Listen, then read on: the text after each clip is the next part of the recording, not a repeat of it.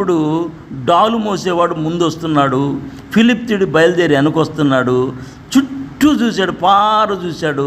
ఆడ చూస్తే ఒక చిన్న బాలుడు ఉన్నాడు, ఎర్రగా ఉన్నాడు, రూపవంతుడై ఉన్నాడు. చూసి తృణీకరించాడు. ఇతనేంటి ఇలా వచ్చాడు?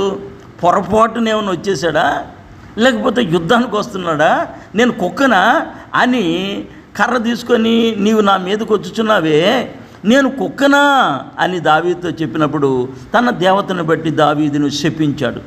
అప్పుడు నా దగ్గరికి రా, నీ మాంసం ఆకాశ పక్షులకు భూమృగములకు ఇచ్చి వేస్తానని ఫిలిప్తుడు దావీదుని అనగా, దావీదు గారు అంటాడు, నీవు కత్తెయు ఈటెను బల్లెము ధరించుకొని నా మీదకి వచ్చుతున్నావు.